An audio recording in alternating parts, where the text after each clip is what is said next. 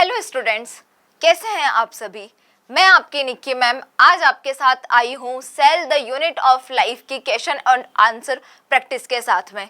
जैसा कि आपको पता है, हमने लास्ट 7 से 8 वीडियोस में आपका सेल द यूनिट ऑफ जो क्लास 11th का बहुत इंपॉर्टेंट बट बहुत बेसिक सा चैप्टर है, उसकी हमने थ्योरी कंप्लीट की है। हमने बहुत प्यारे प्यारे से सुंदर सुंदर से नोट्स भी बनाए हैं और वो आपने सब कुछ लर्न किया भी होगा।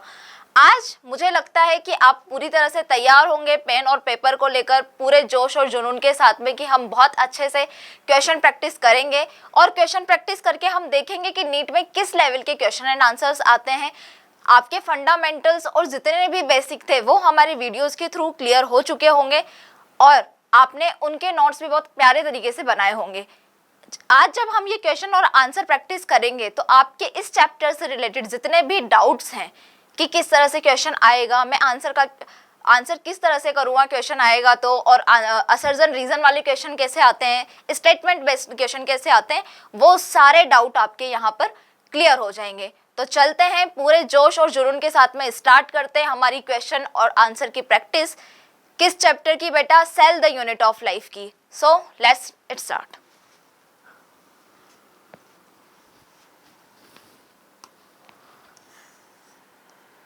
बेटा देखिए, पहला क्वेश्चन है आपका, the site for the light reaction is. सबसे पहले तो आपको इस क्वेश्चन को देख के माइंड में आ जाना चाहिए कि लाइट रिएक्शन होगी। लाइट रिएक्शन की कहाँ जरूरत होगी? जहां पर फोटोसिंथेसिस होगा। फोटोसिंथेसिस एनिमल सेल में तो नहीं होता है, आपको भी पता है, प्लांट सेल में होता है। यूकेरियोटिक में भी कहाँ पे होता है बेटा? प्लांट सेल के अंदर होता है। प्लांट सेल में लाइट रिएक्शन करने के लिए, फोटोसिंथेसिस करने के लिए क्या प्रेजेंट होता है बेटा? क्लोरोप्लास्ट। क्लोरोप्लास्ट के अंदर क्लोरोफिल होता है। क्लोरोफिल कहाँ पर होता था? थाइलेकोइड की इनर वॉल में। और थाइलेकोइड की इनर वॉल में जब क्लोरोफिल प्रेजेंट होता है बेटा, तो थाइलेकोइड जब सिक्कों की तरह एक के ऊपर एक जम के एक स्ट्रक्चर बना रहा था, जब हमने क्लोरोप्लास्ट पढ़ा था, क्लोरोप्लास्ट का एक्स्ट्रा स्ट्रक्चर पढ़ा था और उसको हमने बेटा नाम दिया था ग्रेना। तो the site for the light reaction is grana. तो आंसर क्या होगा बेटा? ग्रेना होगा। आपकी लाइट रिएक्शन वैक्यूल में नहीं होगी, ना स्ट्रोमा में होगी, क्योंकि स्ट्रोमा जो है आपके क्लोरोप्लास्ट का पार्ट है, लेकिन वहां पर लाइट रिएक्शन नहीं होती है, डार्क रिएक्शन होती है स्ट्रोमा वाले पार्ट में। सिस्टर्नी, एक तरह से सिस्टर्नी जो है कहां पर प्रेजेंट थी बेटा? गोल्जी में भी प्रेजेंट थी। एंडोप्लाज्मिक रेटिक्यूलम का पार्ट भी था सिस्टर्नी। तो आपका आंसर है बेटा grana. The movement, second question देखिए, the movement of ions against the concentration gradient is. आपके आयंस जो है एक जगह से दूसरी जगह पर क्या कर रहे हैं बेटा? मूवमेंट कर रहे हैं। नॉर्मली हाई कंसंट्रेशन से लो कंसंट्रेशन की तरफ आयंस जो है उनका ट्रांसफर होता है बेटा, मूव करते हैं। लेकिन क्या लो से हाई की तरफ भी आपके कुछ पार्टिकल्स, कुछ आयंस जो है मूवमेंट करते हैं बेटा? हाँ, करते हैं। तो जब आपके ions against the concentration, against the concentration का मतलब ये है कि बेटा कि लो से हाई की तरफ कर रहे हैं। यूजुअली क्या होगा कि हाई से लो करते हैं आपके आयंस जो है मूवमेंट।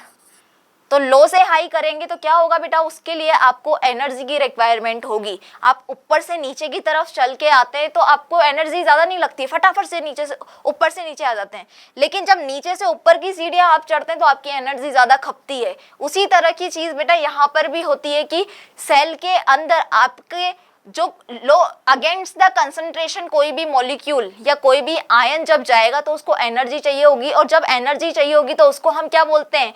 एक्टिव ट्रांसपोर्ट बोलते हैं। तो यहाँ पे वो किसके थ्रू होगा बेटा? एक्टिव ट्रांसपोर्ट के थ्रू होगा। Number 3 question is, which is not a function of the vacuole in a plant cell. Vacuole जो है आपके एनिमल सेल में भी प्रेजेंट होता है, प्लांट सेल में भी प्रेजेंट होता है।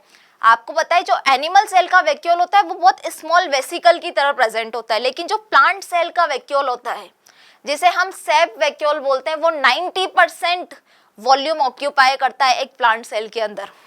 तो ये पूछ रहा है बेटा कि इसका फंक्शन क्या नहीं है? क्या स्टोरेज इसका फंक्शन नहीं है? वेस्ट डिस्पोजल इसका फंक्शन है, सेल इलोंगेशन इसका फंक्शन है या नहीं, और फॉर्मेशन ऑफ H2O2 यानी कि पेरोक्साइड। तो बेटा वैक्यूल जो होता है प्लांट सेल का, वो स्टोरेज भी करता है, सेल का इलोंगेशन भी करता है, वेस्ट डिस्पोजल को भी जो है बाहर निकालने का काम करता है, लेकिन H2O2 का फॉर्मेशन करने का काम आपके प्लांट वैक्यूल का नहीं होता है। क्वेश्चन पढ़ते पढ़ते खुद को भी दिमाग लगाना है अपना कि क्या आंसर इसका हो सकता है। ऐसा नहीं है मैम तो बता ही रही है आंसर, तो हमारे लिए तो इजी हो जाएगा।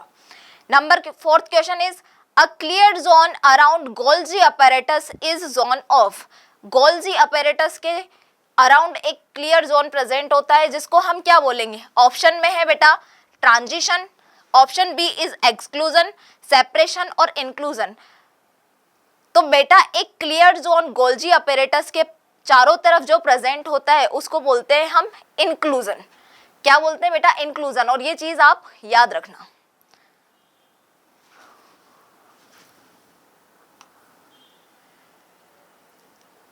Number 5th question is the chromatin contains some basic proteins are called as.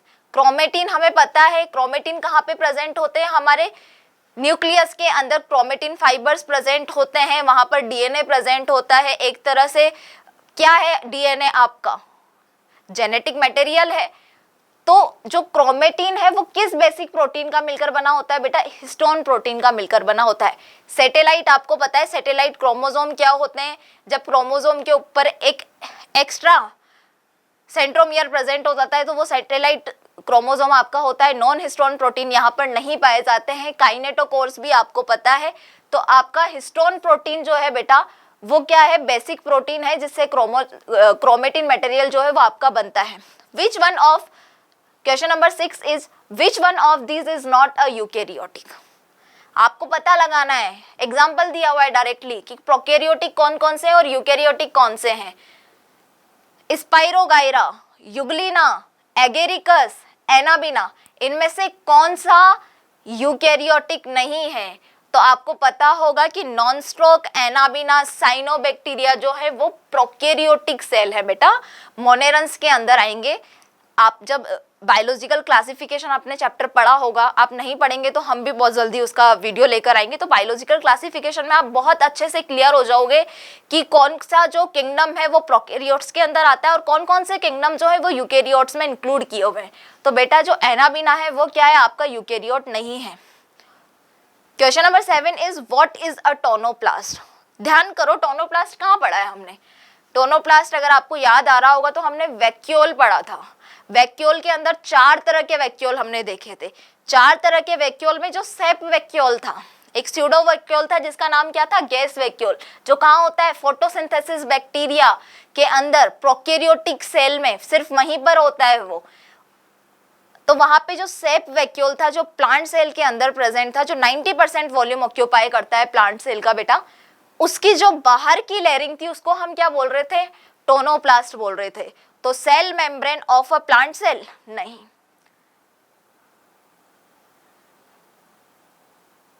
What is a tonoplast? Outer membrane of mitochondria. Mitochondria के आउटर मेम्ब्रेन नहीं है बेटा। Membrane boundary of the vacuole of plant cell is called tonoplast. Number 8 question को देखो अच्छे से। New cells generate from Rudolf Virchow. याद आया यहाँ पर कुछ सेल थ्योरी में बताया गया था। पहले कौन कौन आए थे सेल थ्योरी के लिए? मैथियाज स्लीडन, थियोडोर स्वान, लेकिन उनको नहीं पता था कि नई सेल्स कहाँ से आई। फिर उस नई सेल्स को बताने के लिए एक मॉडर्न सेल थ्योरी दी। किसने? रुडोल्फ वर्चोव ने 1855 में। और फिर रुडोल्फ वर्चोव ने बताया था that new cells are generate from pre existing cells. That is why Rudolf Virchow ने एक स्टेटमेंट दिया था आपका वहां पे, ओमनी सेल्यूला ई सेल्यूला, जिसको लॉ ऑफ सेल लीनियज भी बोला था मैंने। याद आ रहा है कुछ? अगर तुमने पढ़ा होगा तो डेफिनेटली तुम्हें याद आ रहा होगा। तो new sales is generate from pre existing sales. भाई तुम पढ़ रहे हो या नहीं पढ़ रहे हो? तुमने अच्छे से वीडियोस देखी है अगर, तो तुम्हें डेफिनेटली थ्योरी अगर तुम्हारी क्लियर है तो ये क्वेश्चंस करने में आपको 30 सेकंड का टाइम भी नहीं लगना चाहिए। मेरा मानना है एक बार आपने रीड किया और डायरेक्टली आपको सिर्फ टिक मार्क करना है। कि आंसर क्या है। Lysosomes are called suicidal bags because it contains, क्या प्रेजेंट होता है लाइसोसोम के अंदर जिसकी वजह से उसको सुसाइडल बैग्स बोलते हैं। लाइसोसोम के अंदर क्या था, सोचो, लाइसोसोम के पास में बेटा एंजाइम्स थे, डाइजेस्टिव एंजाइम्स प्रेजेंट थे, जिसकी वजह से चीजों को वो डाइजेस्ट कर पा रही थी, आपकी बॉडी के अंदर जो टॉक्सिन्स थे उनको खत्म कर रही थी। बट जब वो टॉक्सिन्स खत्म करते करते एक टाइम ऐसा भी आता है कि कभी कभी लाइसोसोम खुद ही की सेल्स को क्या करती है, डाइजेस्ट करने की कोशिश करती है, डाइजेस्ट कर देती है, अपने आप को ही मार देती है, इसलिए उसको सुसाइडल बैग्स बोला जाता है। तो यहाँ पर सुसाइडल बैग्स इसलिए बोला जाता है क्योंकि आपके लाइसोसोम में large amount of digestive enzymes बेटा प्रेजेंट होते हैं, इस वजह से लाइसोसोम जो है आपका क्या है बेटा, सुसाइडल बैग है आपका, इसीलिए इसको सुसाइडल बैग्स बोला जाता है। Number 10 question, the stocks of closely packed thylakoids are, कहाँ पे प्रेजेंट थी, पहले तो थाइलेकोइड्स ये पता है आपको क्लोरोप्लास्ट के अंदर प्रेजेंट थी। क्लोरोप्लास्ट में थाइलेकोइड का जो इकट्ठा स्टॉक्स हो रहा था उसको हम बोल रहे थे बेटा ग्रेना, और ग्रेना हम प्लूरल फॉर्म में बोल रहे थे, ग्रेना को सिंगुलर फॉर्म में ग्रेनम बोलते हैं, तो बेटा ये ग्रेनम आपका यहाँ पर प्रेजेंट है। The cytoskeleton is made up of, cytoskeleton पहली बात तो प्रोकैरियोटिक में नहीं होता है, यूकैरियोटिक्स में होता है। साइटोस्केलेटन, तीन तरह के साइटोस्केलेटन हमने पढ़े थे, माइक्रोट्यूब्यूल, माइक्रोफिलामेंट और इंटरमीडिएट फिलामेंट।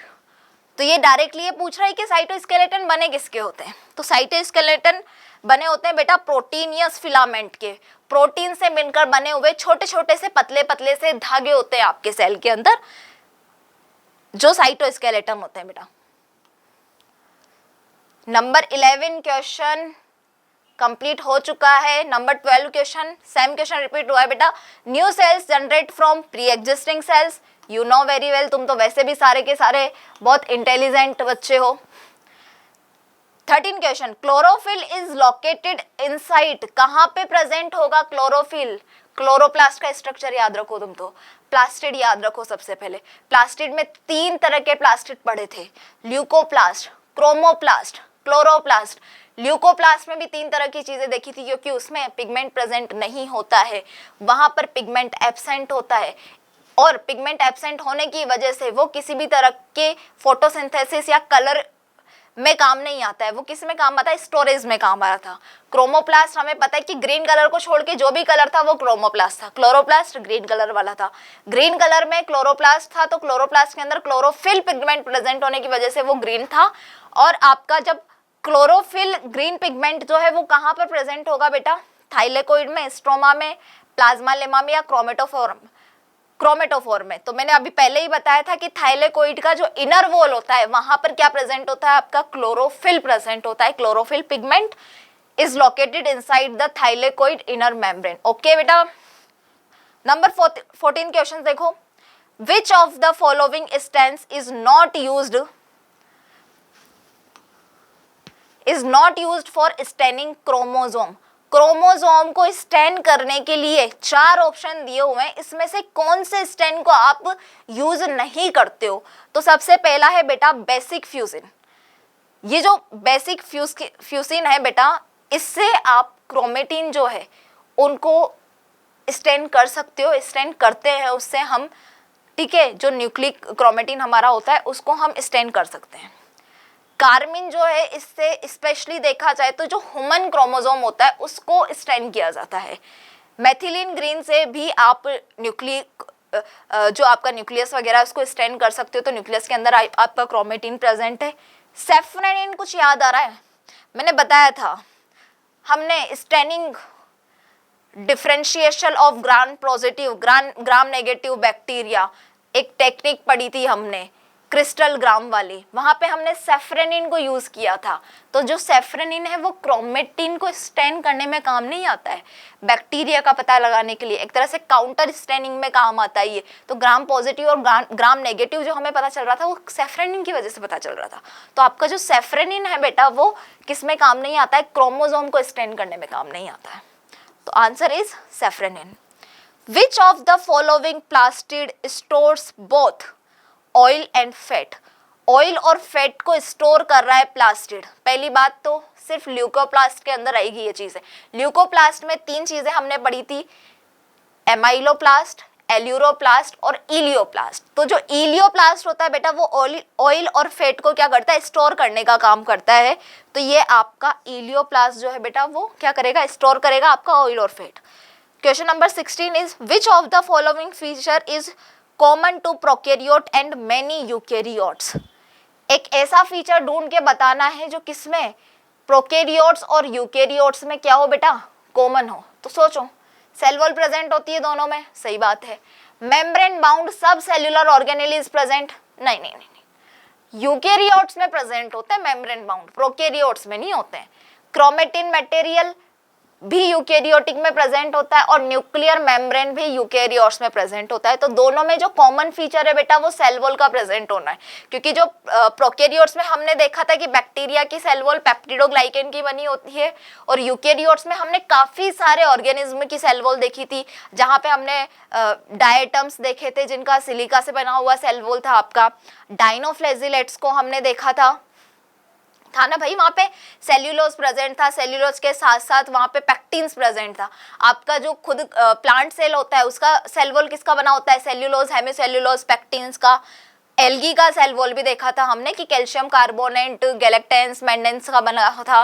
और इसके अलावा हमने फंजाई का सेल वॉल भी वहां पर चेक किया था कि काइटिन एन एसिटाइल ग्लूकोसामिन का जो होमोपॉलीमर है उससे मिलकर क्या बना था, आपका फंजाई का सेल वॉल बना था। तो सेल वॉल एक ऐसी चीज है जो प्रोकैरियोट्स और यूकैरियोट्स दोनों में क्या है बेटा, कॉमन है। तो cell wall is present. Question number 17, the fluid filled vacuoles और vesicles which are separated from the cytoplasm by a selectively permeable membrane is called. एक ऐसी मेम्ब्रेन जो वैक्यूल और साइटोप्लाज्म को सेपरेट करने का काम कर रहा है। तो बेटा ये हाइड्रोप्लास्ट, एक्वाप्लास्ट, सिम्प्लास्ट तो नहीं है। टोनोप्लास्ट की लेयर सेफ वैक्यूल में, वैक्यूल की जो लेयर थी जिसको हम टोनोप्लास्ट बोल रहे थे, वो क्या कर रहा था बेटा, वैक्यूल और साइटोप्लाज्म को सेपरेट करने का काम कर रहा था। क्योंकि वैक्यूल आपके सेल के अंदर प्रेजेंट है, वैक्यूल के अंदर का जो मटेरियल है वो वैक्यूल की लेयर की वजह से सेपरेट हो रहा है, किससे, साइटोप्लाज्म की वजह से, and that is layer is called tonoplast. तो answer is tonoplast. Question number 18, Which of the following is not part of endomembrane system?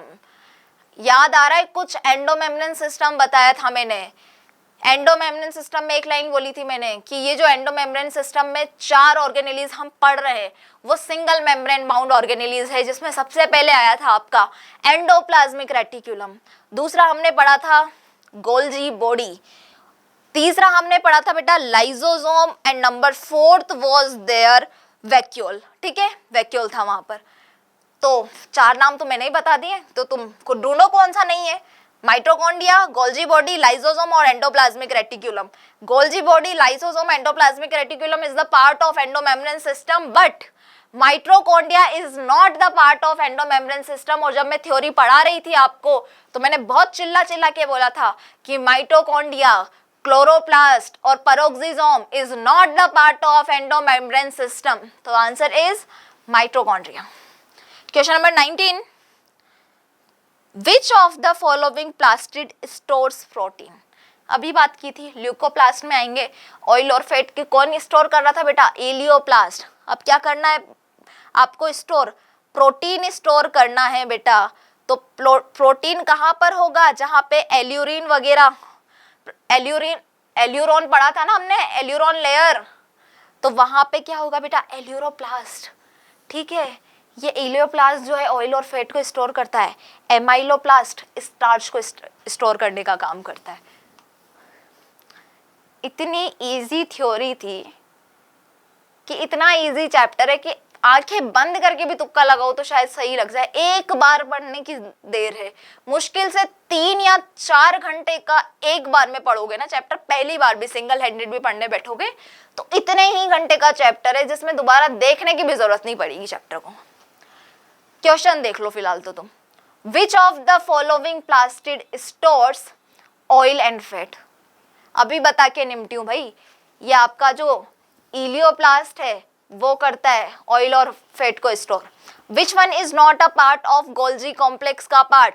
Golgi complex में 4 पार्ट बताए थे, सिस्टर्नी, टिब्यूल्स, वेसिकल बताया था, और एक और क्या बताया था, सोचो, अगर तुम पढ़ के आए हो तो तुम्हें डेफिनेटली पता होगा कि ट्यूबुल्स था, सिस्टर्नी थी, वेसाइकल्स था, वैक्यूल था, लेकिन ग्लाइकोसोम जैसा कोई वर्ड वहां पर नहीं था। तो glycosome is not the part of Golgi complex. Question number 22, protein synthesis by ribosome on the endoplasmic reticulum are modified in endoplasmic reticulum, ER पे हम देख रहे थे राइबोसोम चिपक रहे थे, जिसकी वजह से उसको हम रफ एंडोप्लाज्मिक रेटिकुलम नाम दे रहे थे। और रफ एंडोप्लाज्मिक रेटिकुलम सिर्फ और सिर्फ सिस्टर्नी वाले पार्ट पर बन रही थी। वहां पे हमने क्लियरली बोला था कि रफ एंडोप्लाज्मिक रेटिकुलम ही स्मूथ एंडोप्लाज्मिक रेटिकुलम का फॉर्मेशन करती है। Line number 1। नंबर 2 बात मैंने वहां पर आपको ये बोली थी कि सिस्टर्नी के ऊपर ही आपके राइबोसोम देखोगे आप वेसिकल पे या ट्यूबुलर फॉर्म में एंडोप्लाज्मिक रेटिकुलम के राइबोसोम नहीं देखोगे, तो ऑब्वियस सी बात है वो क्या करेगा, प्रोटीन का सिंथेसिस भी नहीं करेगा। तो क्या करेगा यहाँ पे, प्रोटीन का सिंथेसिस आपका सिस्टर्नी करेगा।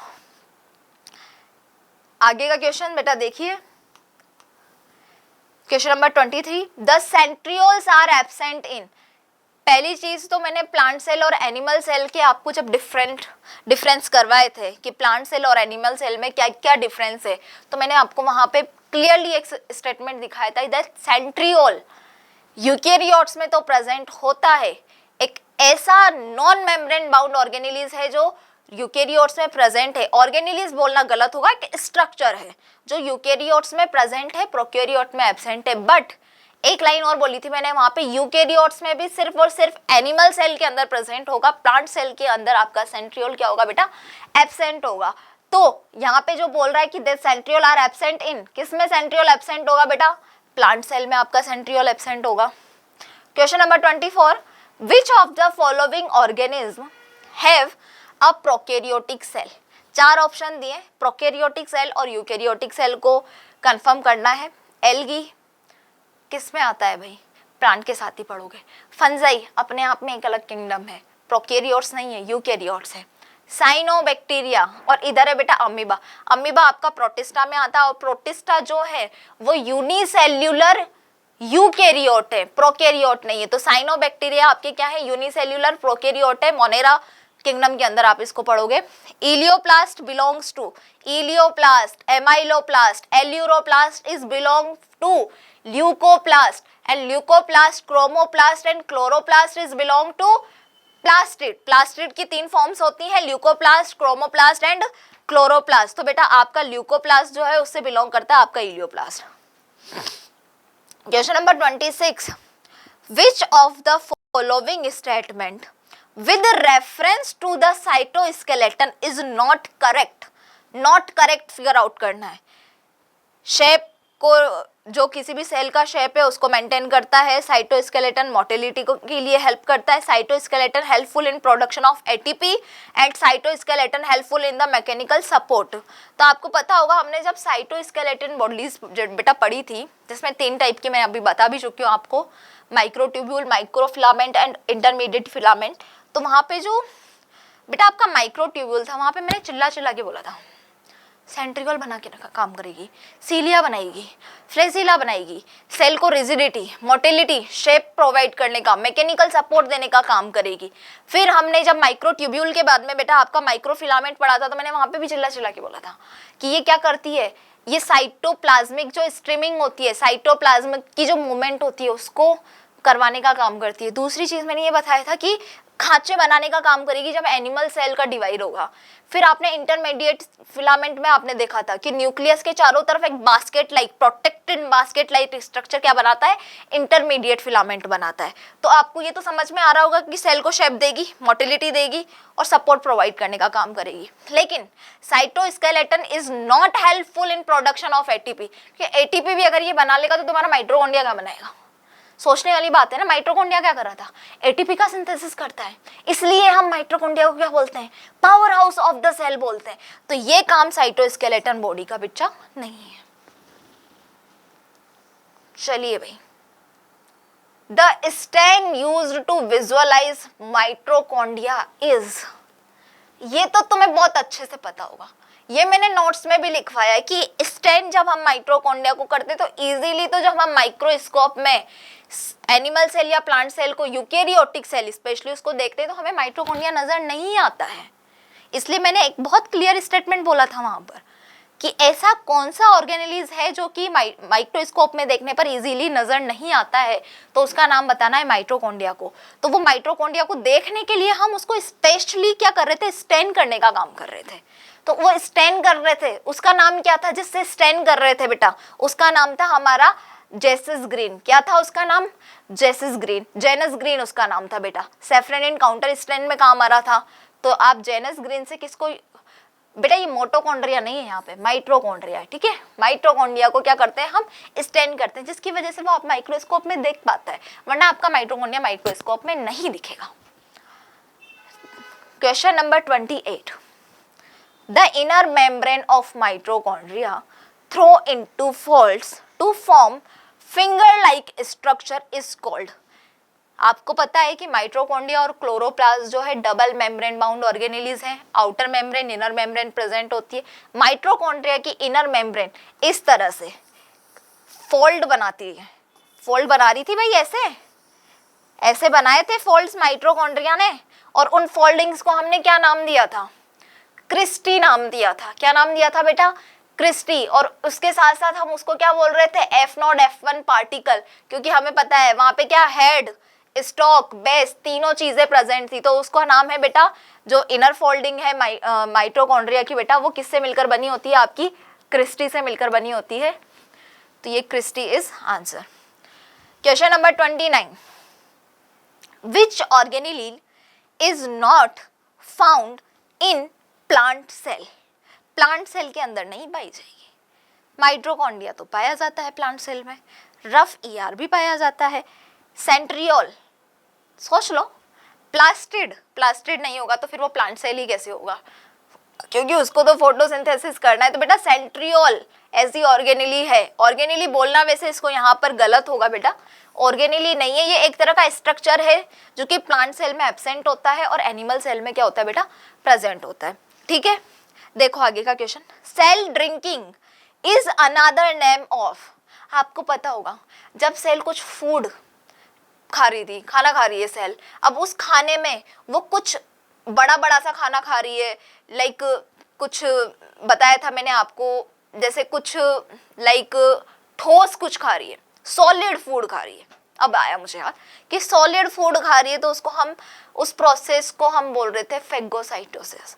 लिक्विड फूड खा रही थी जब आपकी सेल, यानी कि पीने का काम कर रही थी किसी चीज का, तो उसको हम बोल रहे थे बेटा पीनोसाइट, ठीक है। तो इसको क्या बोलते हैं बेटा, पीनोसाइटोसिस बोलते हैं, ठीक है। आ गया याद। तुमने अगर अच्छे से नोट्स पढ़े होंगे और अच्छे से वीडियो देख के तुम आए हो यहाँ पर पूरी तैयारी से, तो तुम्हारे लिए ये क्वेश्चन ऐसे क्या बोलते हैं उसको, चुटकी बजाने का काम है कि एक चुटकी बजाई, आंसर इज करेक्ट। आगे क्वेश्चन देखो 31, who was the first to explain that cells divide. याद आ रहा है, सेल थ्योरी पढ़ाई थी मैम ने। सेल थ्योरी में मैम ने कहा था 3 साइंटिस्ट आते हैं, मैथियास स्लीडन, थियोडोर स्वान, रुडोल्फ वर्चोव। उससे पहले तक किसी को पता नहीं था कि सेल डिवाइड करती हैं, नई सेल्स कहाँ से बनी नहीं पता था। बेचारे आए ये रुडोल्फ वर्चोव साहब, तो इन्होंने बताया कि सेल जो है वो डिवाइड करती हैं। इन्होंने ही समझाया था बेचारों ने कि सेल क्या करती है बेटा, डिवाइड करती है आपकी, रुडोल्फ वर्चोव ने। Which one is present nearest to plasma membrane.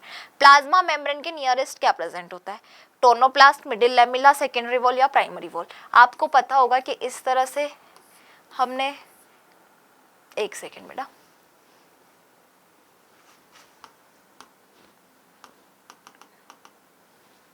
हाँ, इस तरह से मैम ने 2 प्लांट सेल बना के दिखाई थी, ठीक है ना। ये सेल वॉल थी बाहर वाली और ये आपके अंदर की तरफ प्लाज्मा मेम्ब्रेन प्रेजेंट थी, बीच में ऐसे बेटा मिडिल लैमेला प्रेजेंट था, है ना। अब मैंने बोला था फ्रेशली सिंथेसाइज होती है आपकी प्राइमरी वॉल, तो ये प्राइमरी सेल वॉल थी आपकी। फिर उसके बाद में सेकेंडरी वॉल बनती है, फिर टर्शरी वॉल बनती है। देखो अब यहाँ पे टर्शरी वॉल का तो ऑप्शन नहीं है, ठीक है। टोनोप्लास्ट जो है बेटा वैक्यूल का आउटर लेयरिंग है, मिडिल लैमेला बीच में प्रेजेंट है, ये आपका प्लाज्मा मेम्ब्रेन है ये, और ये आपकी सेल वॉल है, ठीक है। तो मिडिल आपका जो सेल वॉल है, सॉरी प्लाज्मा मेम्ब्रेन है, उसके पास में बेटा क्या है आपका सेकेंडरी वॉल है। अगर यहाँ पे ऑप्शन में टर्शरी वॉल दिया होता है तो प्लाज्मा मेम्ब्रेन के करीब कौन सी वॉल होती है? Tertiary wall. जब टर्शरी वॉल बनती है तो वो उसके पास आ जाती है। अगर टर्शरी वॉल नहीं बन रही है तो सेकेंडरी वॉल बन रही है तो सेकेंडरी वॉल उसके पास में। इनकेस सेकेंडरी वॉल भी नहीं बनती है वहाँ पे तो प्राइमरी वॉल उसके पास में होती है। तो दिमाग लगाना है ऑप्शन में किस तरह की चीजें दी हुई है और फिर वहाँ पे अपना पूरा ज्ञान यूज करना है, ठीक है ना। अक्ल थोड़ा ढंग से लगाना, ऐसा मत करना कि, ठीक है। तो अच्छा यहाँ से भी गायब हो गया क्या? तो सेकेंडरी वॉल बेटा प्रेजेंट होती है, ठीक है। अब इधर देखिए क्वेश्चन नंबर 33। क्वेश्चन नंबर 33 क्या बोल रहा है बेटा आपका? विच of the following is common between prokaryotic and eukaryotic? दोनों में कॉमन चीज होनी चाहिए। नंबर ऑफ क्रोमोसोम कॉमन हो सकते हैं क्या प्रोकैरियोटिक यूकैरियोटिक में? ना हो सकते। Presence of cell wall, presence of membrane bound organelles. Membrane bound organelles कब से? प्रोकैरियोट यूकैरियोटिक में दोनों उनमें लगे। प्रोकैरियोटिक में मेम्ब्रेन बाउंड ऑर्गेनेली होता नहीं है और न्यूक्लियर मेम्ब्रेन भी जो है वो नहीं होती, क्योंकि वेल डिफाइंड न्यूक्लियस नहीं होता इसलिए हम उसे प्रोकैरियोट बोल रहे हैं। तो presence of cell wall is the common feature बेटा। Plastid differ from mitochondria on the basis of one of the following features. Mark the right answer. Plastid और माइक्रोकॉन्ड्रिया जो आपस में एक दूसरे से, माइटोकॉन्ड्रिया किस तरह से प्लास्टिड से अलग होता है, उसका रीजन क्या है?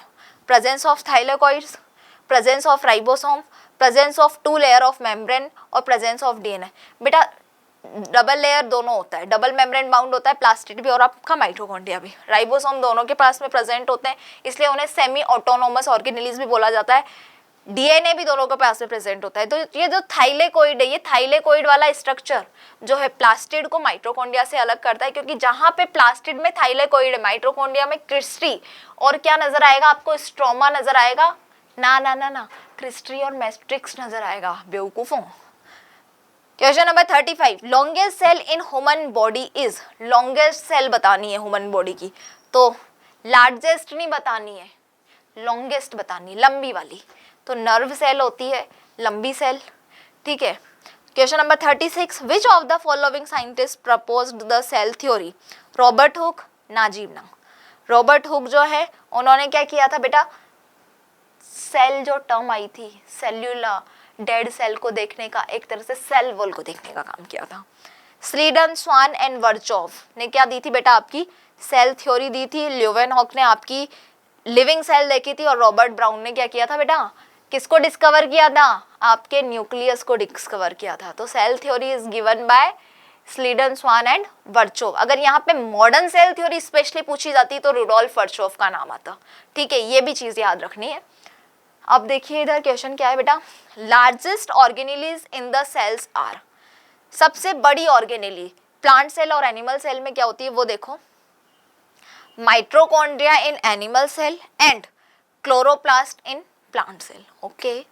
Centrioles in animals and plastids in plant cells. Lysosome नहीं होती है बड़ी, गोल्जी बॉडी भी नहीं होती बड़ी। सेंट्रियोल बेटा बहुत छोटी सी न्यूक्लियस के अंदर प्रेजेंट चीज है। क्रोमोसोम में भी जो बीच में प्रेजेंट है वो सेंट्रियोल है आपका, तो ये वाला ऑप्शन तो हो नहीं सकता। तो माइटोकॉन्ड्रिया एनिमल सेल में और क्लोरोप्लास्ट जो है प्लांट सेल में प्रेजेंट होता है। इसके अकॉर्डिंग हम लार्जेस्ट ऑर्गेनेलीज को डिफर कर सकते हैं, ठीक है बेटा। Question number 38। The structural element of chromatin is, जो क्रोमेटिन का स्ट्रक्चर एलिमेंट होता है, क्रोमेटिन को बनाने का काम करते हैं, हिस्टोन प्रोटीन से मिलकर बना होता है, सही बात है। Amino acid, नाजीना। न्यूक्लियोसोम, अब ये देखो, ये बेटा जो न्यूक्लियोसोम है ये आपको समझ में आ रहा है, ये न्यूक्लियोसोम किससे मिलकर बना होता है? ये मिलकर बना होता है बेटा हिस्टोन और डीएनए से। किससे मिलकर बना होता है? हिस्टोन और डीएनए से। और आपका ये जो क्रोमेटिन है, पतले पतले धागे जैसे स्ट्रक्चर, नेटवर्क का जाल जो क्रोमेटिन है आपका, उस पे क्या होता है बेटा? Beads like structure. जैसे इस तरह से आपका क्रोमेटिन के ऊपर न्यूक्लियोसोम प्रेजेंट होता है, जैसे कि एक मोती पिरोए जाते हैं ना माला में, वैसे। तो बीड्स लाइक स्ट्रक्चर होता है। तो जो न्यूक्लियोसोम होता है वो स्ट्रक्चर बनाने का काम करता है, क्योंकि वो हिस्टोन और डीएनए से मिलकर बना होता है। तो ये न्यूक्लियोसोम जो है वो आपका क्या है? स्ट्रक्चरल एलिमेंट है, किसका? क्रोमेटिन का। और किसका भाई? क्वेश्चन नंबर 39 देखो। Which one is not a difference between prokaryotic and eukaryotic cell? Difference नहीं है। किसमें? प्रोकैरियोटिक और यूकैरियोटिक में। Presence of nuclear membrane, okay, presence of membrane bound organelles, okay, presence of cell wall और number of chromosome. पहली बात तो ये क्वेश्चन गलत है। Which one is not a difference between prokaryotic and eukaryotic cell? तो बेटा न्यूक्लियर मेम्ब्रेन भी नहीं होती प्रोकैरियोटिक यूकैरियोटिक में, तो मतलब प्रोकैरियोटिक में नहीं होती, यूकैरियोटिक में होती है। तो ये तो डिफरेंस है। Presence of membrane bound organelles, ये भी डिफरेंस है। नंबर ऑफ क्रोमोसोम भी डिफरेंस है। प्रेजेंस ऑफ सेल वॉल जो है, नहीं क्वेश्चन सही है बेटा, presence of cell wall prokaryotic और यूकैरियोटिक में डिफरेंस नहीं है। ओके बच्चा, हो गया ना कंफ्यूज लाला? चलो question number 40, a cell membrane shows fluid behaviour due to, आपको पता होगा cell membrane, Singer and Nicolson का मॉडल पढ़ा था हमने, क्या नाम था उसका? Fluid mosaic model. Fluid mosaic model में जो मोज़ेक था उसको फ्लूइड क्यों बोला था और मोज़ेक क्यों बोला था? क्योंकि वहां पर क्या प्रेजेंट थे बेटा? लिपिड्स और प्रोटीन्स प्रेजेंट थे। और प्रोटीन कैसे प्रेजेंट थे कि लिपिड्स का पूरा समंदर है, सी ऑफ लिपिड्स में आइसबर्ग्स ऑफ प्रोटीन प्रेजेंट थे। तो क्या mosaic of lipid and proteins की वजह से फ्लूइड बिहेवियर होता है आपका, किसका? सेल मेम्ब्रेन का। आ गया ना याद? देखो ऐसे याद रखनी पड़ती है चीजें। Question number 41, which organelle is also known as suicidal bag? ले, ये भी कोई क्वेश्चन है? सिंपल है, lysosome is called as suicidal bag. Subunits of 80S ribosome, दो तरह के राइबोसोम पढ़े थे हमने, 70S राइबोसोम और 80S ribosome. 70S ribosome prokaryotic cell में प्रेजेंट था, यूकैरियोटिक में भी प्रेजेंट था, लेकिन यूकैरियोटिक में माइटोकॉन्ड्रिया और क्लोरोप्लास्ट के अंदर 70S राइबोसोम प्रेजेंट था। एंडोप्लाज्मिक रेटिकुलम पे जो राइबोसोम प्रेजेंट था वो 80S था। मैंने बताया था राइबोसोम दो सब यूनिट से बना होता है, एक स्मॉल सब यूनिट और एक लार्जर सब यूनिट, और वहां पे गणित नहीं लगानी थी। तो जो 80S राइबोसोम था आपका वो दो सब यूनिट से मिलकर बना होता है, 40S और 60S। वैसे 70S किससे मिलकर बना होता है? 50S और 30S से। आ गया याद? क्वेश्चन देखो 43, how much percent of vacuoles occupy the volume of the cell in plant cell? Question number 1 याद आया? पूरी रामकथा की थी वहां पे मैंने कि जो वैक्यूल होता है प्लांट सेल का, जिसको सेफ वैक्यूल बोलते हैं, वो 90% पार्ट ऑक्यूपाई करता है किसका? प्लांट सेल का। Question number 44, smallest free living organism are, अब देखो सबसे छोटा फ्री लिविंग ऑर्गेनिज्म बोला है उसने, जो कि है PPLO, आपको पता हो, प्लूरोनिमोनिया लाइक ऑर्गेनिज्म, जिसका साइज इज अबाउट टू 0.1। कहाँ पे था 0.1? आपको याद हो, डायग्राम में दे रखा था, और 0.3 दे रखा था आपके टेक्स्ट में। आ गया ना याद? Question number 45, Golgi apparatus is the site for the formation of, Golgi apparatus में तो मिंत्रा और अमेजन वाला काम करता है, पैकेजिंग करके फेंक देता है, डिलीवर करवाता है, ट्रांसपोर्ट करने का काम करता है।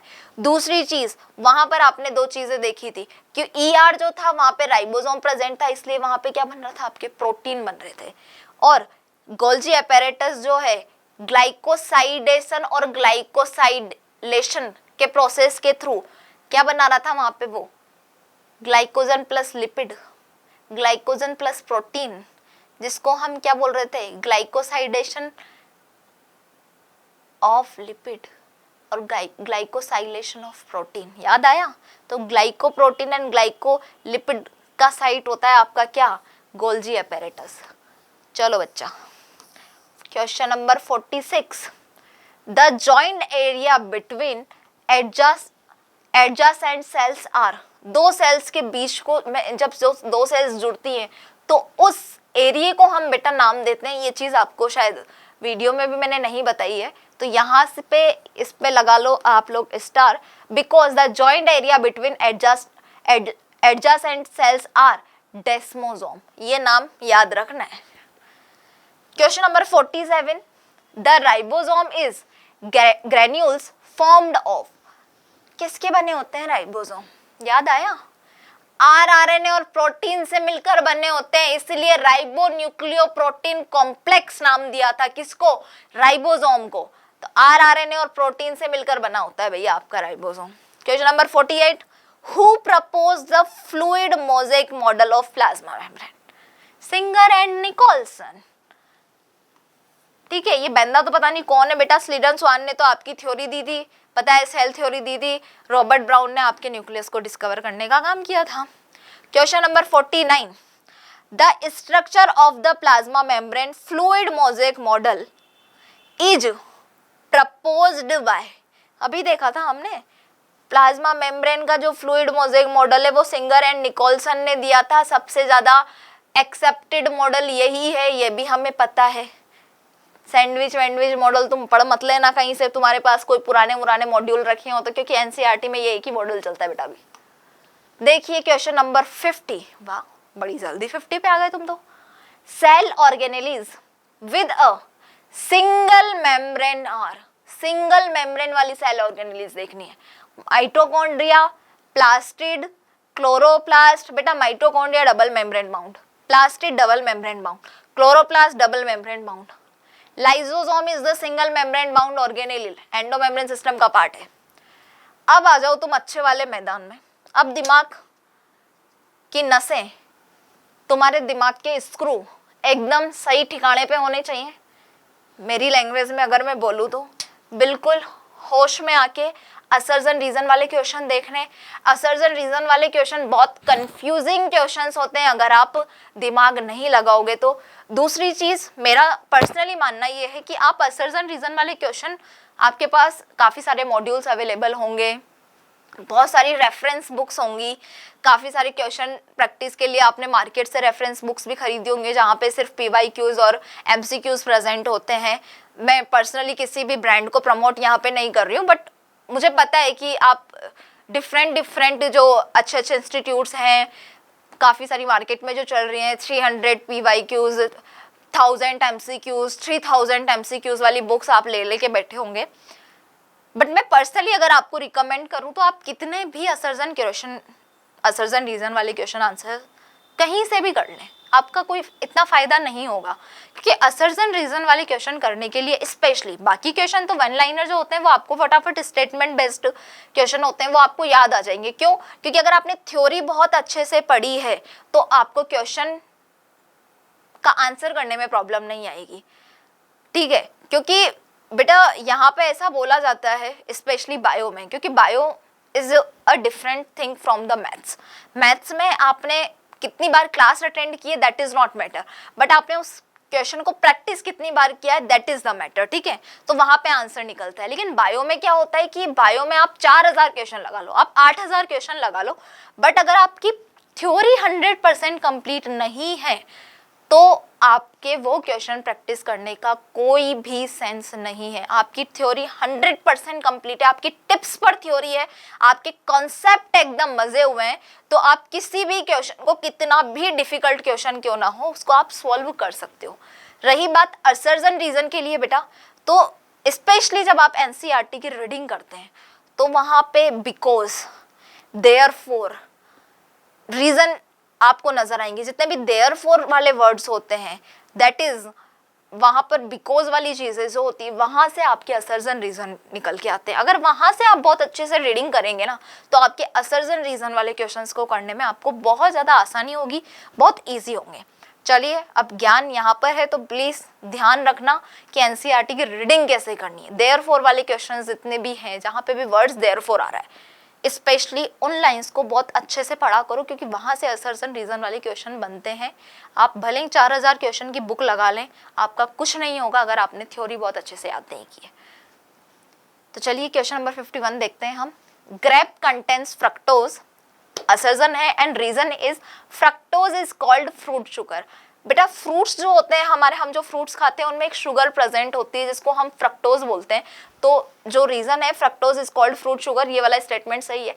ग्रेप कंटेन्स फ्रक्टोज, स्पेशली याद रखना है जितने भी फ्रूट्स होते हैं उन फ्रूट्स के अंदर जो आपकी शुगर प्रेजेंट होती है उसको हम फ्रक्टोज बोल रहे हैं, लेकिन यहाँ पे एक्सेप्शन है कि ये वाली जो शुगर है फ्रक्टोज जो फ्रूट्स के अंदर प्रेजेंट होती है वो कभी भी ग्रेप्स के अंदर प्रेजेंट नहीं होती है। Grapes is a exception of for fructose, ठीक है। तो ग्रेप में जो है बेटा वो फ्रूट शुगर फ्रक्टोज प्रेजेंट नहीं होती है। देन तो आंसर में क्या होगा बेटा, जो असर्जन है वो आपका रॉन्ग है और फ्रक्टोज शुगर जो है उसको फ्रूट शुगर बोला जाता है, ये बात सही है। तो ए इज फॉल्स एंड एक second, A is false and R is true. Question number 52 देखिए, cells are functional unit of life.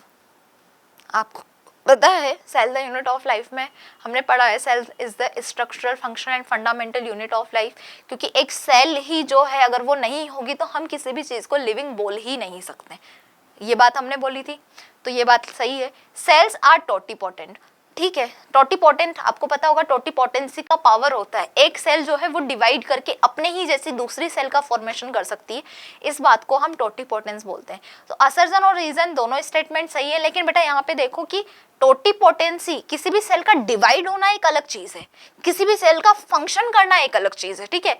तो assertion is not the correct explanation of, यहाँ पे जो रीजन इसका दिया है वो करेक्ट एक्सप्लेनेशन इसकी नहीं है। तो both A and R as true but R is not the correct explanation of A, ये इसका आंसर होगा। अब आपको लग रहा होगा ऐसा क्यों नहीं, बेटा टोटिपोटेंसी का एक पावर होता है कि सेल डिवाइड करके दूसरी सेल बना सकती है अपने जैसी, वो एक अलग प्रॉपर्टी है। सेल का फंक्शन करना अपने आप में एक अलग प्रॉपर्टी है, ठीक है। तो रीजन यहाँ पर ये नहीं है। क्वेश्चन नंबर 53 आप देख लीजिए बेटा, specialization of cells is useful for organism, ठीक है। इसका रीजन दिया है it increase the operational efficiency of an organism. Special किसी भी सेल का स्पेशलाइजेशन, कुछ स्पेशल कैरेक्टर होना जो है वो यूजफुल ही होता है ऑर्गेनिज्म के लिए, किसी भी सेल के लिए, सही बात है। और ये जो एफिशिएंसी होती है किसी भी स्पेशलाइजेशन सेल की, वो ऑर्गेनिज्म के काम करने की पावर को बढ़ाने का काम करती है, ये बात भी सही है। तो दोनों स्टेटमेंट भी सही है और ये जो आपका असर्जन है बेटा वो प्रॉपरली इस रीजन को एक्सप्लेन कर रहा है, इसलिए मैं यहाँ पर क्या बोलूंगी बेटा, that both A and R are true and R is correct explanation of A. आप कभी कभी देखना कि असर्जन रीजन में दोनों स्टेटमेंट सही होंगे लेकिन वहां पे वो रीजन को एक्सप्लेन नहीं कर रहा है, वो इसलिए नहीं करता है क्योंकि वो ऊपर किसी और बात से रिलेटेड बात कर रहा है, वो नीचे किसी और चीज से रिलेटेड बात कर रहा है। तो पहली चीज तो असर्जन रीजन को सॉल्व करते टाइम आपको ये माइंड में रखना है कि उसने बात, दोनों स्टेटमेंट क्या सेम स्टेटमेंट जो है निकल के आए, एक ही जगह से निकल कर आए हैं क्या, तो आपको ये क्वेश्चंस करने में थोड़ा इजी होगा।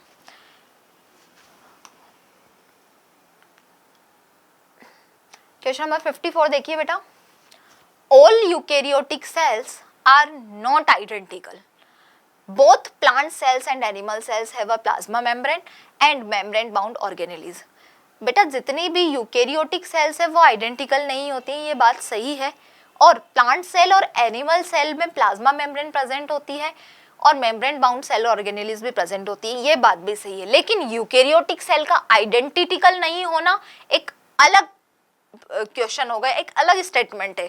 और प्लांट सेल और एनिमल सेल में प्लाज्मा मेम्ब्रेन या मेम्ब्रेन बाउंड ऑर्गेनेलीज का प्रेजेंट होना ये एक अलग चीज है।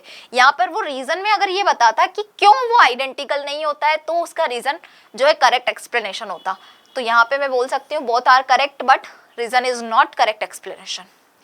55 क्वेश्चन देखिए, फ्यू आयंस और molecules are transported across the membrane against their concentration gradient by active transport. आपको पता है एक्टिव ट्रांसपोर्ट में एनर्जी की जरूरत होती है, इसलिए वहां पे जो ऑस्मोसिस का प्रोसेस होता है वो अगेंस्ट द क्या होता है बेटा, कंसंट्रेशन पावर के अकॉर्डिंग होता है। इसलिए हाई से लो तो यूजुअली मॉलिक्यूल्स या आयंस आपके ट्रांसपोर्ट होते हैं, लेकिन जब लो से हाई की तरफ चीजें आती हैं तब उसको क्या बोलते हैं, एक्टिव ट्रांसपोर्ट बोलते हैं। Such a transport is an energy depend process in which ATP is utilised.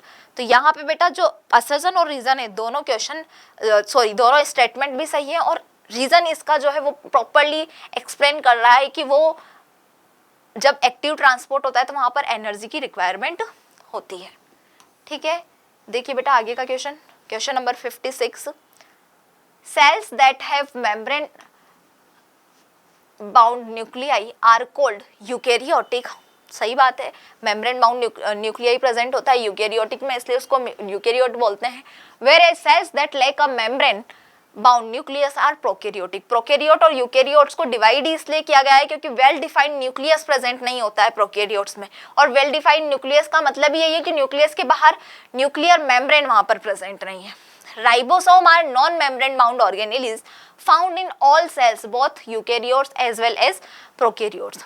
तो बेटा दोनों स्टेटमेंट सही है। राइबोसोम जो है आपका यूकेरियोट्स में भी पाया जाता है और प्रोकैरियोट्स में पाया जाता है। मैंने आपको बता रखा है प्रोकैरियोट्स में तो होता ही 70S राइबोसोम है और यूकेरियोट्स में 70S 80S दोनों होता है। और राइबोसोम एक तरह का नॉन मेम्ब्रेन बाउंड ऑर्गेनेलिज है। अब प्रोकैरियोटिक और दोनों स्टेटमेंट सही है, लेकिन प्रोकैरियोट और यूकेरियोट की हम यहाँ बात हमने बहुत क्लियर की थी क्योंकि यहाँ पे न्यूक्लियस के बाहर न्यूक्लियर मेम्ब्रेन प्रेजेंट नहीं होती। अब ये इसी से रिलेटेड यहाँ पे कोई स्टेटमेंट देता तो वो समझ में आता। राइबोसोम एक अलग टॉपिक से हटकर बात हो गई, ठीक है, बात हो रही है प्रोकैरियोटिक यूकेरियोटिक की, दैट इज ओके। लेकिन यहाँ पे न्यूक्लियस से रिलेटेड अगर कोई स्टेटमेंट आता तो शायद वो रीजन उसका सही एक्सप्लेनेशन होता। तो both A and R is correct but R is not correct explanation. 57 देखिए बेटा, tunnel proteins are intrinsic proteins. आपको पता है इंट्रिंसिक और एक्सट्रिंसिक प्रोटीन, हमने जब सेल मेम्ब्रेन का मॉडल पढ़ा था सिंगर एंड निकोलसन के मॉडल के थ्रू, जब हमने सेल मेम्ब्रेन का स्ट्रक्चर देखा तो हमने वहां पे देखा था बेटा कि आपका लिपिड जो है वो एक समुद्र की तरह होता है। वहां पर लिपिड जो है बाई लेयर में प्रेजेंट होता है आपका ग्लाइकोलिपिड्स, उसके अंदर और बाहर की तरफ प्रोटीन प्रेजेंट थे। अंदर वाले प्रोटीन को हम इंट्रिंसिक प्रोटीन बोल रहे थे, बाहर वाले प्रोटीन को हम एक्सट्रिंसिक प्रोटीन बोल रहे थे, ठीक है। तो टनल प्रोटीन्स भी इंट्रिंसिक प्रोटीन का नाम था, वहां पे मैंने बताया था आपको। They can be easily removed from the membrane. जो चीज अंदर प्रेजेंट है, जो अंदर धसी हुई है ग्लाइकोलिपिड्स की बाई लेयर के अंदर, उसको क्या इजीली रिमूव किया जा सकता है? नहीं किया जा सकता। एक्सट्रिंसिक प्रोटीन की बात होती तो उसको इजीली रिमूव किया जा सकता था। तो ये वाला स्टेटमेंट जो है बेटा वो गलत है। तो A is true but R is false. आगे क्वेश्चन देखिए 58 बेटा, nucleus controls most of the activity of the cell. It is right, it contains the heredity material of the cell. Nucleus जो है कंट्रोल करता है और हेरिडिटी मटेरियल न्यूक्लियस के अंदर प्रेजेंट होता है, क्रोमेटिन मटेरियल आपका, जिसकी वजह से आपके अंदर जीन्स आते हैं आपके पेरेंट्स के, जिससे आप पहचाने जाते हो कि अच्छा ये उनका बेटा है, ये उनकी बेटी है। थोड़े बहुत आपके बाल हो सकते हैं आपकी मम्मी जैसा नजर आते हो, आपकी आंखें आपके पापा की तरह लगती हो। तो वो जो हेरिडिटी है जो जनरेशन वाइज एक दूसरे में ट्रांसफर हो रही है, वो किसकी वजह से हो रही है? क्योंकि न्यूक्लियस के अंदर क्रोमेटिन मटेरियल आपका डीएनए प्रेजेंट है। तो ये दोनों के दोनों स्टेटमेंट बेटा सही है एंड करेक्ट एक्सप्लेनेशन है ये। तो both A and R is correct, true and R is the correct explanation of A. 59 देखिए क्वेश्चन नंबर, असर्जन है बेटा, colourless plastids are responsible to make food in a process called photosynthesis. Photosynthesis का process बेटा यहाँ पे ये बोल रहा है, फोटोसिंथेसिस का प्रोसेस होता है, खाना बनता है फूड प्रोसेस होने के थ्रू। और ये किसके लिए इसके लिए कौन रिस्पॉन्सिबल है? Colourless plastid. कई बात सही है, कलरलेस प्लास्टिड तो ल्यूकोप्लास्ट था, वो फोटोसिंथेसिस नहीं कर रहा था, फूड को स्टोर करने का काम कर रहा था। ऑयल स्टोर कर रहा था, फैट स्टोर कर रहा था, प्रोटीन स्टोर कर रहा था, स्टार्च स्टोर कर रहा था। तो क्या वो कलरलेस प्लास्टिड ल्यूकोप्लास्ट का काम है फोटोसिंथेसिस करना? नहीं, क्लोरोप्लास्ट का काम है। और क्लोरोप्लास्ट के अंदर ग्रीन कलर का पिगमेंट प्रेजेंट होता है, कलरलेस नहीं होता है। असर्जन गलत है। Chloroplast acts as storage organelle to store fats, starch and protein. Chloroplast का काम नहीं है बेटा, ये ल्यूकोप्लास्ट का काम है। तो both assertion and reason A and R is wrong if both A and R is false. तो बेटा यहाँ पर क्या है, ये दोनों स्टेटमेंट गलत दिए हुए हैं। आगे के क्वेश्चन को देखिए, question number 60, hypothesis of the cell theory given by Robert Hooke was modified by Rudolf Virchow. Cell theory जो है बेटा, hypothesis of cell theory was not given by Robert Hooke. Hypothesis of cell theory was given by Schleiden and Schwann. जिसको modified किया था आपके Rudolf विर्चोव ने, उसके through modern cell theory बनी थी। तो स्टेटमेंट पहला गलत है बेटा। Cell theory says that all the cells arise from freshly made sales.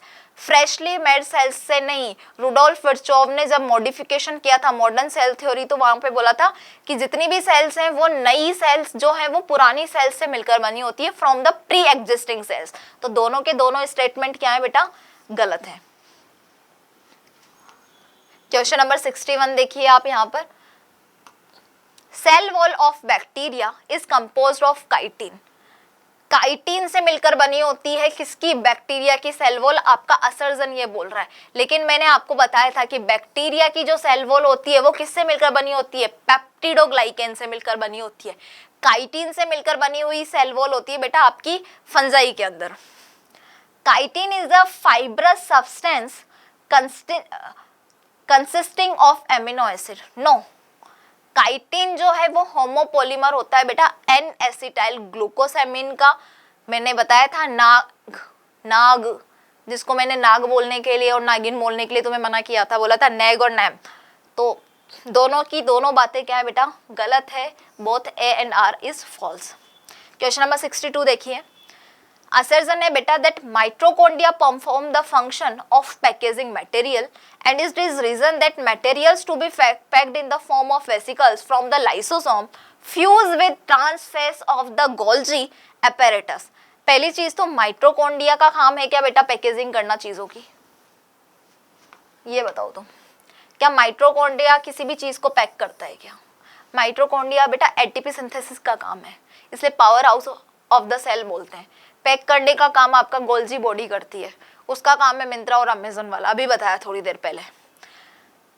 और दूसरा रीजन जो है कि मटेरियल जो पैक होगा किसकी फॉर्म में, वेसिकल्स की फॉर्म में गोल्जी बॉडी से, वो लाइसोसोम के साथ फ्यूज होगा, फिर ट्रांसफेज के पास जाएगा गोल्जी अपैरेटस का। ऐसा नहीं होता है।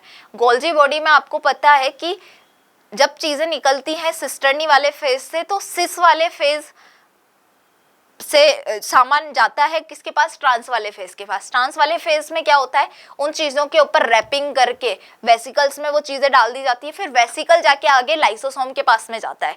तो ये स्टेटमेंट भी गलत है और ये स्टेटमेंट भी गलत है। Assertion and reason both are wrong.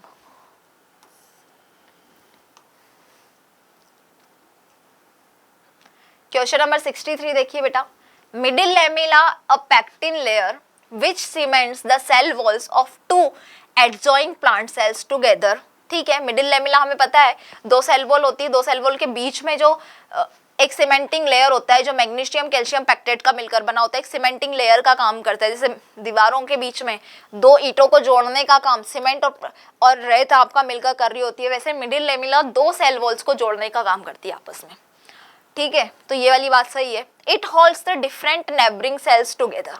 ये बोल रहा है कि दो अलग जो है नेबरिंग सेल्स, पास वाली दो अलग अलग सेल्स को आपस में जोड़ने का काम करती है। तो सीमेंटिंग लेयर वाली बात तो सही है, ये वाली बात भी सही है। It holds the different neighbouring cells together, but middle lamella एक सीमेंटिंग लेयर का काम कर रही है सेल वॉल के अंदर, प्लांट सेल के अंदर, और दो डिफरेंट सेल्स को जोड़ने का काम करती है। तो असर्जन भी सही है बेटा और रीजन भी सही है। Both are the correct explanation.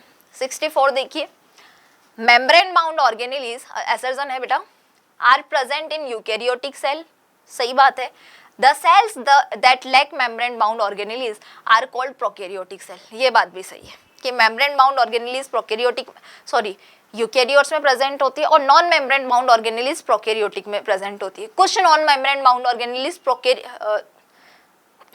Prokaryotic में नॉन मेम्ब्रेन बाउंड है और यूकैरियोट्स में मेम्ब्रेन बाउंड है, लेकिन कुछ non membrane bound organelles eukaryotics में भी आपके सेल में प्रेजेंट होती है। ये दोनों स्टेटमेंट सही है, लेकिन इसका इससे रीजन से कोई कनेक्शन नहीं है। रीजन क्योंकि अगर आप ये बोलते कि membrane bound organelles are present in eukaryotic cell, वो बात मुझे समझ में आ रही है, लेकिन आप रीजन देते हैं ना कि यूकैरियोटिक सेल में क्यों प्रेजेंट होती है, क्योंकि वो ज्यादा एडवांस सेल है।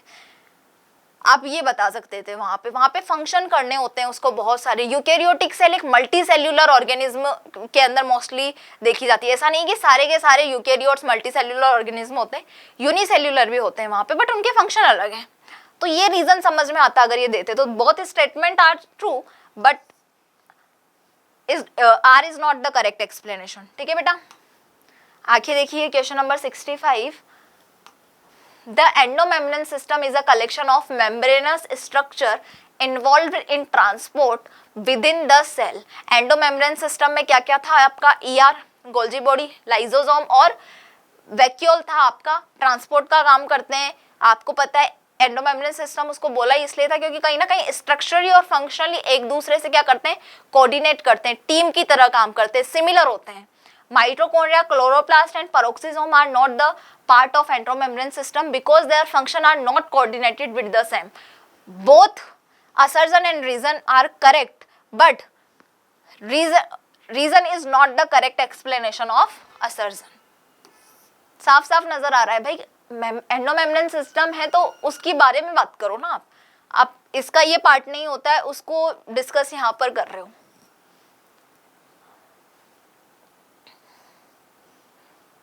क्वेश्चन नंबर 66 देखिए बेटा। The arrangement of axonymal microtubule in cilia or flagella is called 9+2 array. The axoneme usually has 9 pair or doublets of radially arranged peripheral microtubule. आपको पता है cilia और flagella जो यूकेरियोट्स के होते हैं उसमें 9+2 अरेंजमेंट होता है, प्रोकैरियोट्स में ऐसा नहीं होता है।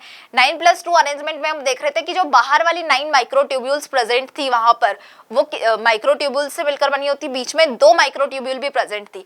सेंट्रियोल का स्ट्रक्चर भी वैसा ही होता है लेकिन वहां पर 9+0 अरेंजमेंट था। तो यहाँ पे अरेंजमेंट की बात भी बिल्कुल सही बोली हुई है और यहाँ पे बीच में रेडियली डबलेट्स प्रेजेंट होते हैं, ये बात भी सही है। और assertion and reason are the correct explanation of each other. Question number 67 देखिए।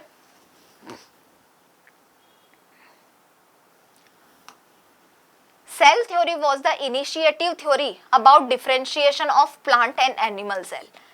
सेल थ्योरी की वजह से ही, क्योंकि स्लीडन जब आए थे तो उन्होंने प्लांट सेल्स को ऑब्जर्व किया था, स्वान ने एनिमल सेल को ऑब्जर्व किया था और स्वान ने एनिमल सेल के साथ साथ प्लांट सेल को भी ऑब्जर्व करके बोल दिया था कि प्लांट सेल में क्या होता है, सेल वॉल होता है, जिस तरह से एनिमल सेल की बाहर की लेयर सेल मेम्ब्रेन होती है।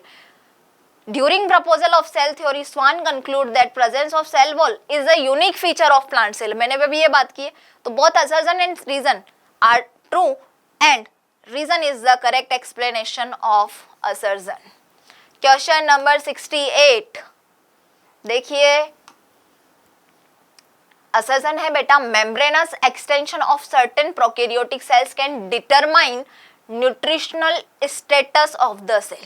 पहली चीज तो आपने देखा होगा कि इस तरह से प्रोकैरियोटिक सेल के अंदर की जो सेल मतलब प्लाज्मा मेम्ब्रेन वहां पर होती है उसमें दो तरह की हमने क्या देखी थी बेटा, फोल्डिंग्स देखी थी। एक को हमने मीजोजोम नाम दिया था जिसमें रेस्पिरेटरी एंजाइम्स प्रेजेंट थे, प्लाज्मा मेम्ब्रेन की इनफोल्डिंग थी, और दूसरे को हमने नाम दिया था बेटा क्रोमेटोफोर। और क्रोमेटोफोर के लिए मैंने बोला था कि ये सिर्फ प्रोकैरियोटिक में भी कहाँ पे फोटोसिंथेसिस बैक्टीरिया में प्रेजेंट होगी, जब प्रोकैरियोटिक के फोटोसिंथेसिस बैक्टीरिया में बेटा प्रेजेंट है, क्या आपके क्रोमेटोफोर प्रेजेंट है, फोटोसिंथेसिस का काम कर रही है तो खाना ही बना रही है ना भाई, सिंपल सी बात है। ये यहाँ पे ये वाला स्टेटमेंट मुझे बहुत पसंद आया, इसे इस क्वेश्चन को बेटा आप ना मार्क कर लो कि इसे आप ढंग से देखना। Few prokaryotic cells form membranous extension, chromatophore अभी बात की थी हमने, in which photosynthetic pigments remain present। ठीक है, तो असर्जन और रीजन बेटा दोनों सही है और इसकी करेक्ट एक्सप्लेनेशन भी ये क्या कर रहा है, बहुत अच्छे से कर रहा है। क्वेश्चन नंबर 69 देखो। The metacentric chromosome has centromere slightly away from the middle of the chromosome।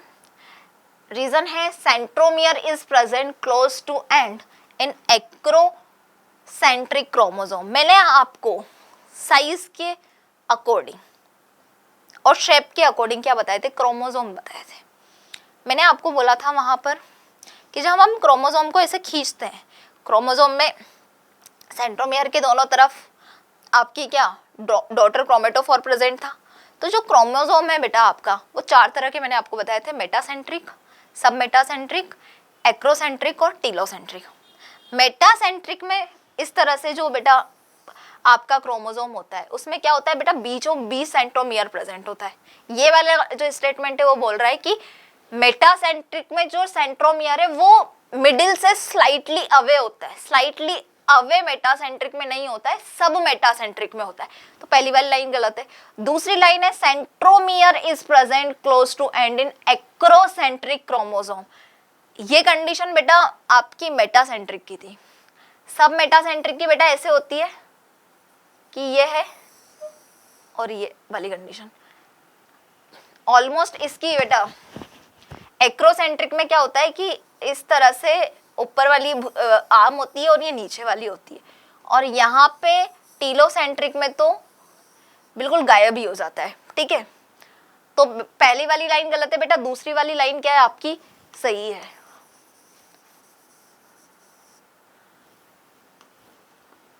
तो A is false but R is true. Question number 70, the content of inner compartment of chloroplast is called matrix. Chloroplast का जो अंदर का सामान है compartment में, उसको ये क्या बोल रहा है बेटा, matrix. The outer membrane forms several infoldings called cristae. बेटा ये बात कर रहा है मैट्रिक्स में, इस तरह से क्लोरोप्लास्ट की बात कर रहा है कि ये जो अंदर भरा हुआ चीज है ये क्या बोल रहा है, ये मैट्रिक्स है। मैट्रिक्स तो नहीं होता है, उसको बोलता है स्ट्रोमा। स्ट्रोमा में आपकी डार्क रिएक्शन होती है, थाइलेकोइड में आपकी लाइट रिएक्शन होती है क्लोरोप्लास्ट के अंदर।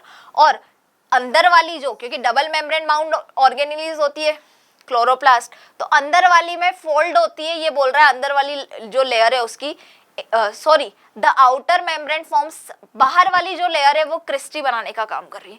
बेटा ऐसा तो माइटोकॉन्ड्रिया में होता है, क्लोरोप्लास्ट में नहीं होता है। माइटोकॉन्ड्रिया का अंदर का जो मटेरियल होता है उसको हम मैट्रिक्स बोलते हैं, लेकिन माइटोकॉन्ड्रिया की भी आउटर मेम्ब्रेन फोल्डिंग्स बना के क्रिस्टी नहीं बनाती, उसकी भी इनर मेम्ब्रेन फोल्डिंग्स में क्रिस्टी फॉर्मेशन का काम करती है। तो बेटा ये दोनों जो लाइनें हैं वो क्या है बेटा, गलत है। तो यहाँ पे A is also wrong and R is also wrong, तो both A and R are false। Question number 71 देखिए, pili are non motile appendages of bacteria. Pili reason है, pili take part in the process of conjugation. बेटा आपने देखा होगा कि मैंने 3 तरह की स्ट्रक्चर बनाई थी आपके किसमें, प्रोकैरियोटिक सेल, स्पेशली जब बैक्टीरियल सेल की हम बात कर रहे थे वहां पे, तो वहां पे एक फ्लैजिला था जो मोटाइल स्ट्रक्चर थी जिसकी वजह से मूवमेंट हो रहा था, बैक्टीरिया एक जगह से दूसरी जगह जा पा रहा था। फिर मैंने फिम्ब्री और पिलाई बनाई थी। फिम्ब्री के लिए मैंने बोला था कि होस्ट सबस्ट्रेटम जो होता है उससे चिपकने का, अटैच होने का काम करता है फिम्ब्री। और पिलाई में मैंने बोला था कि ये एक तरह से यहाँ पे फर्टिलाइजेशन फैक्टर्स प्रेजेंट होते हैं जो कॉन्जुगेशन में, यानी कि बैक्टीरियल फर्टिलाइजेशन में क्या करते हैं, काम करते हैं। तो पिलाई जो है बेटा नॉन मोटाइल पार्ट है, पिलाई और फिम्ब्री दोनों के दोनों। ठीक है, पहली चीज तो, और पिलाई जो है वो कॉन्जुगेशन में प्रोसेस में हेल्प करता है। तो assertion reason both are correct and R is the correct explanation. ठीक है, तो ये वाला आंसर है आपका बेटा।